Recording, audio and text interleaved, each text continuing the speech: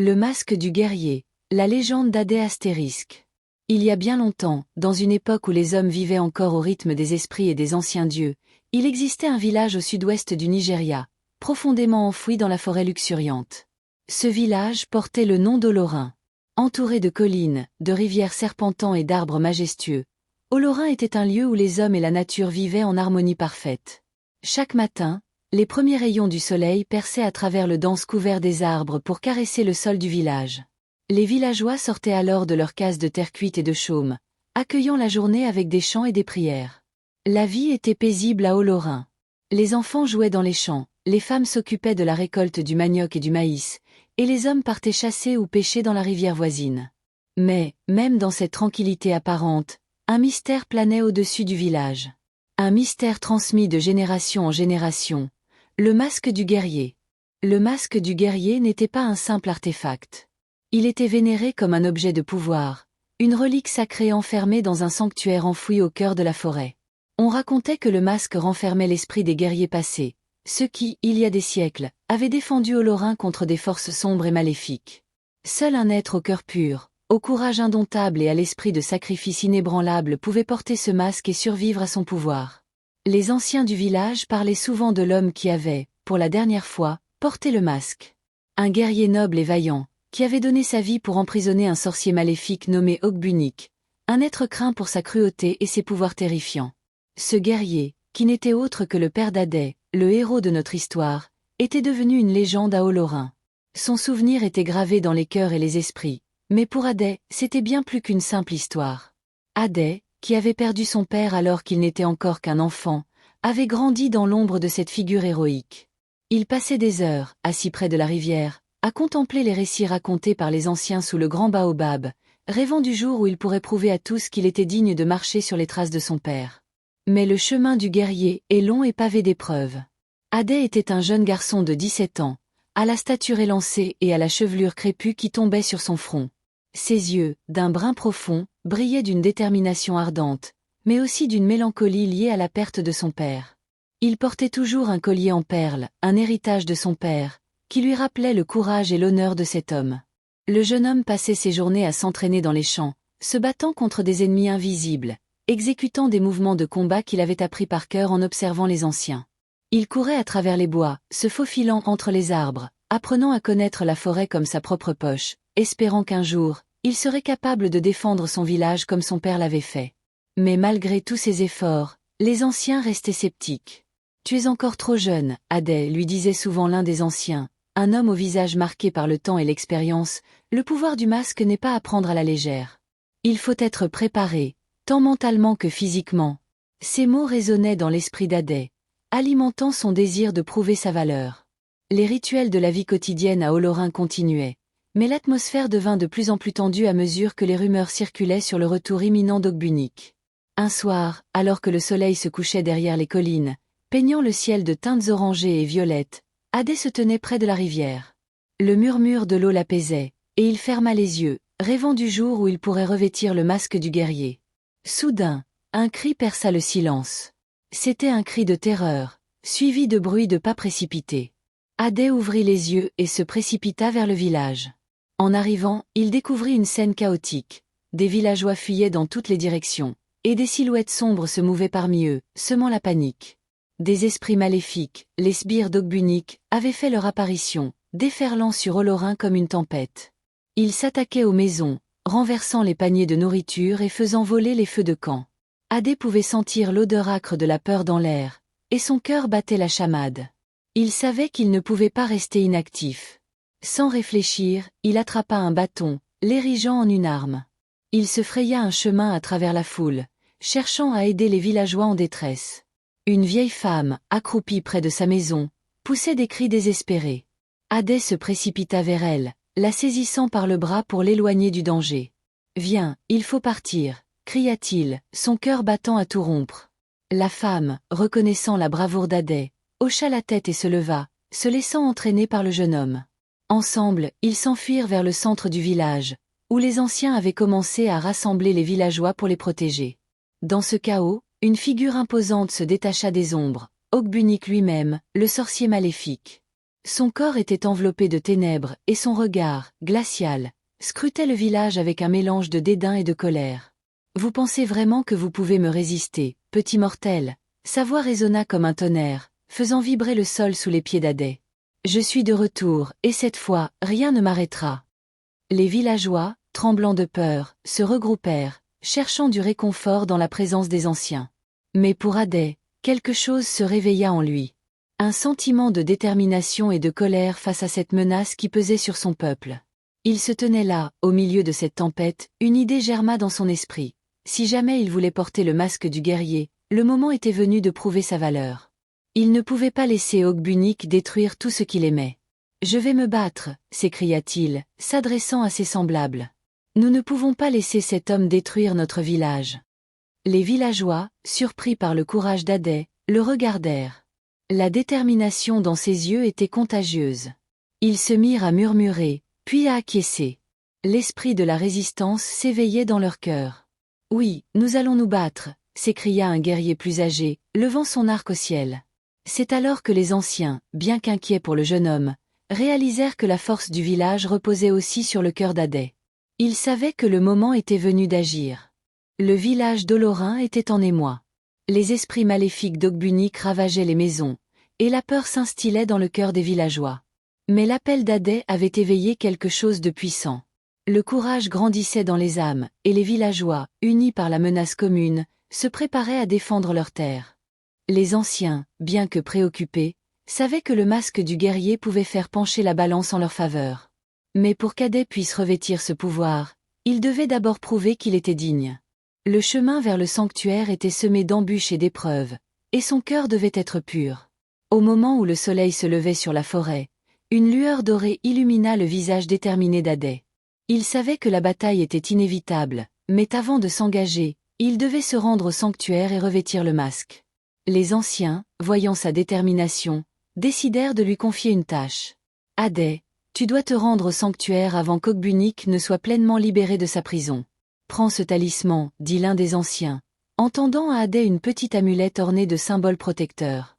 Il te protégera des esprits maléfiques en chemin. » Avec ce talisman autour du cou, Adet se mit en route vers la forêt. Chaque pas qu'il faisait le rapprochait de son destin. La forêt, d'ordinaire accueillante, semblait maintenant pleine de dangers. Les arbres, qui chantaient avec le vent, semblaient murmurer des avertissements. Au fur et à mesure qu'il avançait, le soleil s'assombrit derrière les nuages. La lumière s'amenuisait, et les ombres s'allongeaient, comme si la forêt elle-même s'éveillait. Les bruits de la nature, qui résonnaient habituellement comme une mélodie apaisante, étaient maintenant remplacés par un silence oppressant. Soudain, Adet entendit un bruissement derrière lui. Il se retourna brusquement, son cœur battant la chamade. Une silhouette, à peine visible, se glissait entre les arbres. C'était l'un des esprits d'Ogbunik, une créature difforme aux yeux luisants comme des braises ardentes. « Adet, je sais pourquoi tu es ici », siffla la créature d'une voix hissée, résonnant à travers les troncs. « Tu cherches le masque, n'est-ce pas? Mais tu ne sais pas à quoi tu te prépares. » La créature se rapprocha, ses mouvements rapides et furtifs. L'odeur de la terre mouillée et de la mort flottait autour d'elle. « Tu n'es qu'un jeune homme. Que peux-tu vraiment faire contre le sorcier Ogbunik ?» Adet, bien qu'effrayé, se redressa et répondit avec force. « Je me bats pour mon village, et je ne laisserai pas le mal triompher. » L'esprit ricana, ses yeux brillants d'une lueur moqueuse. « Peut-être que tu as du courage, mais cela ne suffit pas. Si tu veux vraiment atteindre le sanctuaire, tu devras passer l'épreuve des esprits. » Avant qu'Adet ne puisse répondre, l'esprit disparut, et un vent glacial balaya la forêt. Il savait maintenant qu'il devait se préparer à des défis bien plus grands que ce qu'il avait imaginé. Continuant son chemin, il arriva enfin à une clairière où se tenait un grand arbre, à l'écorce tordue et marquée par le temps. C'était là qu'il devait commencer ses épreuves. L'arbre, en réalité un gardien ancien, abritait l'entrée du sanctuaire. « Je suis le gardien des épreuves », annonça une voix profonde et résonnante, émanant de l'arbre. Seul celui qui prouve son cœur pur peut passer. Les épreuves étaient là pour tester non seulement la force physique d'Adet, mais aussi la force de son esprit et la pureté de son cœur. Le gardien s'avança, et la première épreuve débuta. « Affronte tes peurs. Dis-moi ce que tu crains le plus, et prouve-moi que tu peux les surmonter. » Adet, prenant une profonde inspiration, parla de son passé. Je crains de ne pas être à la hauteur de l'héritage de mon père. Je crains de perdre ceux que j'aime à cause de ma faiblesse. À cet instant, une vision l'assaillit. Il voyait son père, combattant aux côtés d'Adai dans une bataille. Mais son père était en danger, entouré par les forces d'Ogbunnik. Adai devait choisir entre fuir pour se sauver ou se battre pour défendre son père. Il ferma les yeux, se concentrant sur son cœur. La peur se transforma en détermination. Il s'élança vers son père, prêt à tout pour le sauver. « Je me bats pour protéger ceux que j'aime » cria-t-il, se libérant de l'emprise de la peur. La vision s'évanouit, et le gardien sourit. « C'est la force de l'amour qui t'a libéré. » La première épreuve est réussie. Le jeune homme, bien que fatigué, ressentait une nouvelle force en lui. Mais il savait que d'autres défis l'attendaient. Le gardien continua. « Maintenant, viens, tu dois passer à la deuxième épreuve. Celle de l'humilité. » Après avoir triomphé de la première épreuve, Adai se tenait devant le gardien, le cœur battant d'anticipation. Le souffle du vent dans les feuilles semblait murmurer des mots d'encouragement. « Maintenant, tu dois te préparer pour la deuxième épreuve, » annonça le gardien d'une voix grave. Celle de l'humilité. À ces mots, le paysage autour d'Adai commença à se transformer. Les arbres s'effacèrent, et une vaste plaine apparut. Sur cette plaine, il vit des villageois en détresse, se battant contre des esprits malveillants. Les cris de terreur résonnaient dans l'air, et Adai se sentit instantanément tiraillé.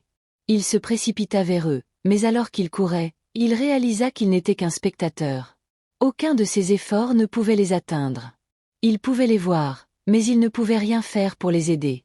Frustration et douleur l'envahirent. « Pourquoi ne puis-je pas les aider ?» cria-t-il, la voix tremblante d'émotion. « Je suis fort. Je peux les sauver. » Le gardien apparut à ses côtés, son visage impassible. « Cette épreuve teste ton cœur, Adai. Comprends que la force seule ne suffit pas. Parfois, la véritable force réside dans la capacité de laisser aller son ego et d'écouter ceux qui ont besoin de toi. » Dans cette plaine, un vieux sage se tenait là, enchaîné par les esprits, et il avait besoin de l'aide d'Adai. Le sage avait été le mentor d'Adai avant sa quête, mais le jeune homme l'avait oublié, distrait par ses propres désirs de gloire. « Adai, souviens-toi des leçons que tu as apprises. Regarde autour de toi, » murmura le gardien. À cet instant, Adai réalisa que la fierté et le désir d'être un héros l'avaient aveuglé. Il devait agir non pas pour lui-même, mais pour les autres. « Je ne peux pas les sauver seul, pensa-t-il. J'ai besoin de ma communauté. » Il s'agenouilla, baissant la tête, acceptant la vérité de son ego. « Je suis désolé, » murmura-t-il au sage, « je n'ai pas écouté. Je vous en prie, guidez-moi. » Dès qu'il prononça ces mots, la scène autour de lui commença à se transformer.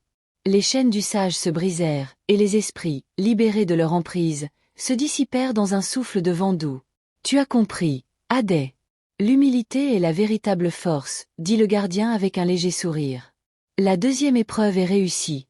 Ému par cette réalisation, Adai se releva. Bien que la route fût encore longue, il se sentait désormais plus confiant, porté par la compréhension des liens qui l'unissaient à son village. « Maintenant, la troisième épreuve, » annonça le gardien, sa voix résonnant à nouveau. Celle du sacrifice. À ces mots, le paysage changea encore. Adai se retrouva au sommet d'une colline, surplombant le village d'Olorin, mais ce qu'il vit le remplit d'effroi. Des silhouettes noires encerclaient son village, et parmi elles, il reconnut des membres de sa famille et des amis, capturés et en danger. Des larmes d'angoisse se mirent à briller dans ses yeux. « Je dois les sauver » cria-t-il, prêt à se précipiter dans la bataille. Mais le gardien l'arrêta. « Attends, Adai. Cette épreuve ne consiste pas seulement à sauver les autres. Elle exige que tu sois prêt à faire des sacrifices pour protéger ce que tu aimes. » Adai se trouva face à un choix déchirant. Il pouvait se précipiter pour sauver les villageois, mais cela pourrait le mettre lui-même en danger et les abandonnerait à leur sort. D'un autre côté, s'il ne faisait rien, il perdrait tout ce qu'il chérissait. Il ferma les yeux, cherchant une réponse au fond de lui-même. Dans son esprit, il se revit enfant, riant avec ses amis, jouant au bord de la rivière. Chaque instant, chaque souvenir heureux, le poussait à se battre, mais il savait que la bataille seule ne suffisait pas. Sacrifier sa vie ne signifie pas seulement donner sa vie, murmura-t-il, prenant une profonde respiration. Parfois, il s'agit de donner une part de soi-même pour le bien des autres. Avec cette pensée, Adai prit la décision difficile de se mettre en retrait pour rassembler les villageois et les préparer à la lutte. Il comprit qu'il devait d'abord sauver le cœur de son village avant de se battre contre Ogbunnik. Il cria, « Venez! Rassemblez-vous! Nous devons unir nos forces pour protéger notre foyer. » À cet instant, une lumière éblouissante enveloppa Hadès. La vision du village fut balayée, et le gardien apparut à ses côtés, la voix emplie de respect. « Tu as compris, jeune guerrier. Le sacrifice véritable est de mettre les autres avant soi-même. » La troisième épreuve est réussie. Empli de détermination et de sagesse, Hadès se tenait prêt à affronter son destin. Le chemin vers le sanctuaire était désormais clair. Avec le masque du guerrier, il pourrait défendre son village, mais avant cela, il devait surmonter la dernière épreuve. Hadès se tenait désormais devant le gardien, son cœur battant à tout rompre, conscient que la dernière épreuve serait celle qui déterminerait son destin. L'énergie autour de lui était palpable, une tension qui vibrait dans l'air. « Tu as réussi les 2 premières épreuves, » annonça le gardien, sa voix résonnant avec une gravité nouvelle. « La dernière épreuve sera celle du courage. Si tu veux vraiment revêtir le masque du guerrier, tu dois faire face à ta plus grande peur, Ogbunnik lui-même. » À ces mots, une vision jaillit devant Hadès.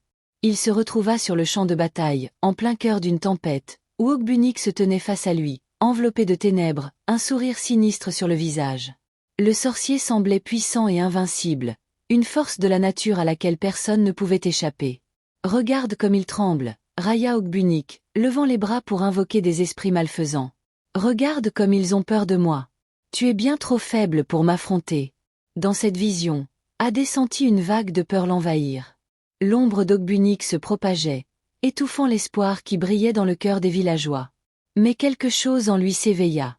Ce n'était pas seulement sa peur qui le paralysait, c'était son amour pour son peuple, pour sa famille, et le désir de les protéger qui devait l'emporter. « Ogbunnik, je ne te laisserai pas détruire ce que j'aime » cria Hadès, se tenant droit, même lorsque la peur menaçait de le submerger. À cet instant, le gardien éleva la voix, son ton résonnant à travers le champ de bataille. « Affronte-le, Hadès. Montre-lui la force de ton cœur. » Hadès ferma les yeux et se concentra. Il se remémora ses leçons, ses épreuves, et ce qui l'avait conduit ici. Ce n'était pas simplement une lutte contre un ennemi, mais un combat pour sa famille, pour son village, pour tout ce qu'il avait toujours chéri. Les images des villageois, riant, travaillant ensemble et se soutenant dans les moments difficiles, défilèrent devant ses yeux. Il réalisa que le véritable pouvoir venait de cette connexion, de cette unité. Les ténèbres se mirent à reculer autour de lui alors qu'il s'avançait, prêt à affronter Ogbunnik. « Je suis fort non pas en tant qu'individu, mais en tant que membre de ma communauté.